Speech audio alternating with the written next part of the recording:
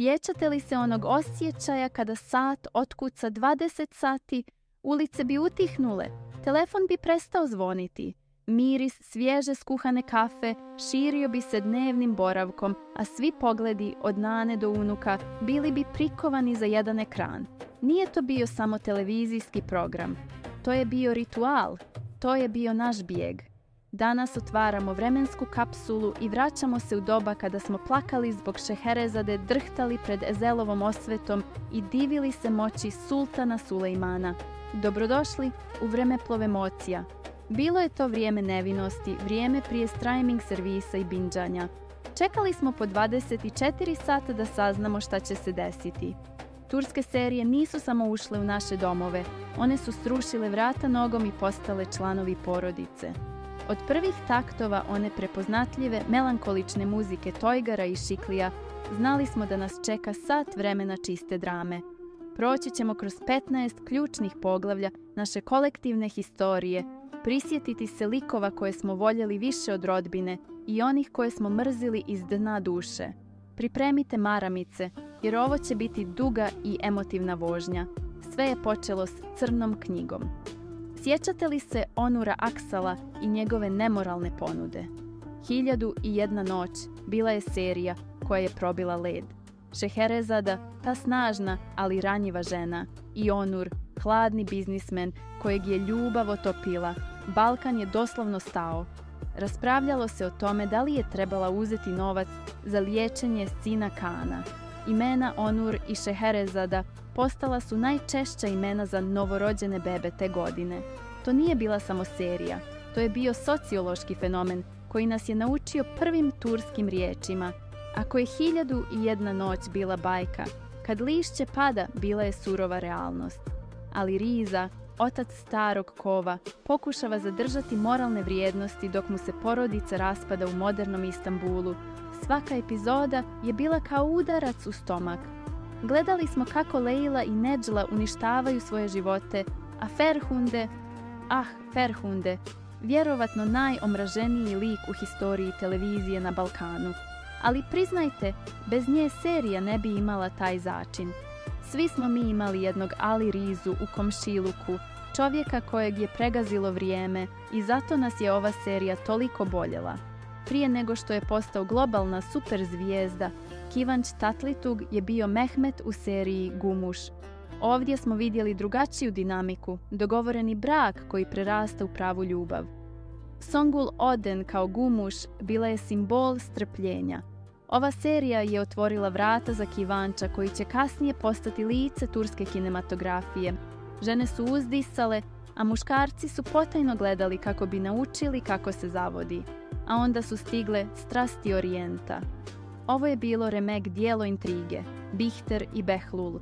Njihova hemija je bila toliko jaka da je probijala ekran. Adnan Ziyagil, bogati udovac, nije imao pojma šta mu se dešava pod krovom. Sjećate li se one legendarne scene finala? Onaj pucanj koji je odjeknuo u milionima domova. Beren Sat je ovdje pokazala zašto je kraljica glume. Zabranjena ljubav, izdaja, luksuz vile na Bosforu, to je bila definicija užitka koji izaziva krivicu. I naravno, Firdevs Joreoglu, majka koja je manipulisala svima, žena koju smo voljeli mrziti. Onda je došao Ezel. Ovo nije bila sapunica, ovo je bio grof Monte Cristo na steroidima. Kenan i Mirza Liolu kao Ezel Bayraktar. Priča o Omeru kojeg su izdali najbolji prijatelji i žena koju je volio. Ramiz Karaeski, ujak Ramiz, postao je filozofski otac nacije. Njegovi citati su se dijelili kao najveće životne mudrosti. Scenarij je bio briljantan, pun preokreta, flashbackova i psihološke dubine. Ezel je podigao ljestvicu kvalitete na nivo koji se rijetko viđa. Ako je Ezel bio vrhunac trilera, Sulejman veličanstveni bio je vrhunac spektakla. Halit Ergenč se vratio kao vladar svijeta, a Merijem Uzerli kao Hurem. Njena crvena kosa, njen smijeh, njene spletke u haremu. Gledali smo historiju, iako malo romantiziranu, Osmanskog carstva. Kostimi, scenografija, muzika. Sve je bilo grandiozno. Rasprave o tome da li je Mahidevran žrtva ili je Hurem borac za opstanak vodile su se uz svaku jutarnju kafu. Smrt princa Mustafe bila je nacionalna žalost na Balkanu. Serija Sila nas je odvela iz Istanbula u Mardin. Vidjeli smo drugu Tursku tradicije, plemenskih zakona i običaja. Boranaga i Sila, priča o prisilnom braku koji se pretvara u borbu za modernizaciju. Ovdje smo naučili koliko tradicija može biti okrutna, ali i koliko ljubav može biti snažna da mijenja vjekovne zakone. Vizualno prelijepa serija, sa kamenim kućama i pustinjskim pejzažima, donijela je jednu sirovu, tešku emociju. U seriji Asi vidjeli smo rijeku koja teče uzvodno, baš kao i glavna junakinja. Tuba Buju Kustun i Murat Yildirim, Demir i Asi. Ovo je bila priča o ljubavi koja se bori protiv grijehova očeva. Hemija između glavnih glumaca bila je električna, ali suptilna. Nije bilo vulgarnosti, samo čista čežnja i pogledi koji govore 1000 riječi. Muzika u ovoj seriji i dan danas može izmamiti suzu. Moramo napraviti pauzu i posvetiti jedan dio muzici. Toygar Ishikli. Zapamtite to ime. Čovjek koji je komponovao muziku za Ezel, Kad lišće pada, Zabranjeno voće i Kuzey Gunej. Njegova muzika nije bila samo pozadina, ona je bila lik za sebe. Klavirske dionice koje najavljuju tugu i agresivni ritmovi za akciju. Mnogi od nas imaju te melodije na telefonima i danas. One su okidač za instant nostalgiju. Ponovo Kivanč, ali sada kao Kuzey, divlji, neobuzdani, ali sa zlatnim srcem. I Bugra Gulsoj kao Gunej, proračunati brat. Serija Kuzey Gunej savršeno je prikazala klasne razlike i bratsko rivalstvo. Kuzejeva žrtva za brata i njegova nemogućnost da se izrazi riječima već šakama učinila ga je jednim od najvoljenijih tragičnih heroja. U seriji Djevojka imena Feriha gledali smo Hazal Kaju kao kćerku domara koja laže da je bogatašica kako bi se uklopila na fakultet. Emir Sarafoglu, princ Istanbula. Ovo je bila priča o kompleksima, lažima i strahu od odbacivanja. Koliko god nas je Feriha ponekad nervirala, razumjeli smo njenu želju da bude neko. Tragičan kraj ostavio nas je u šoku. Bila je to lekcija o tome da se sramota ne može sakriti skupom odjećom. Nakon toliko teških drama, došla je era romantičnih komedija. Iznajmljena ljubav sa Defne i Omerom donijela je svježinu. Boje su bile svjetlije, radnja brža, humor prisutan. Balkan se zaljubio u ovaj par, a Omer Iplikći postao je novi ideal muškarca. Kreativan, malo povučen, ali beskrajno šarmantan.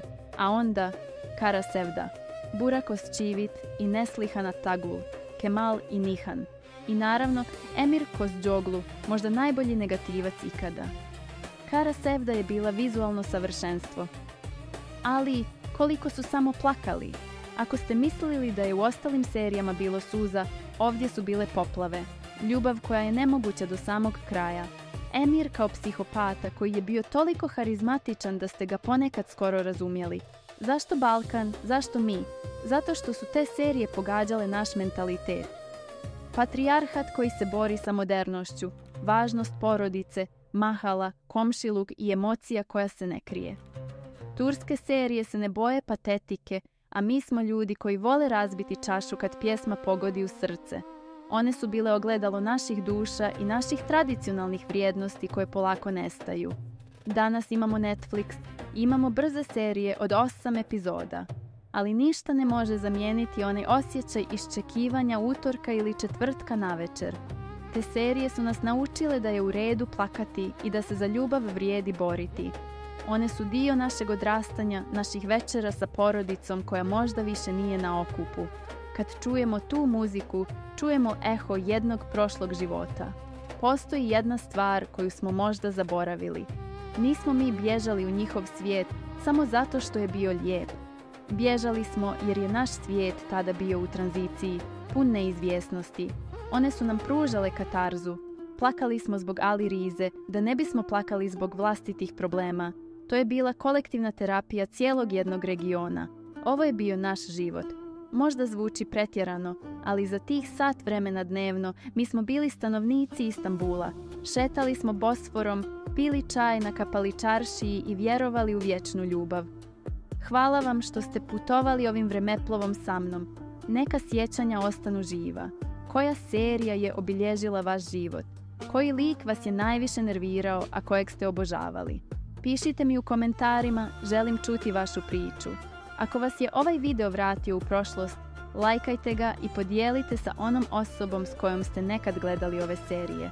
Ne zaboravite se pretplatiti za još nostalgičnih putovanja.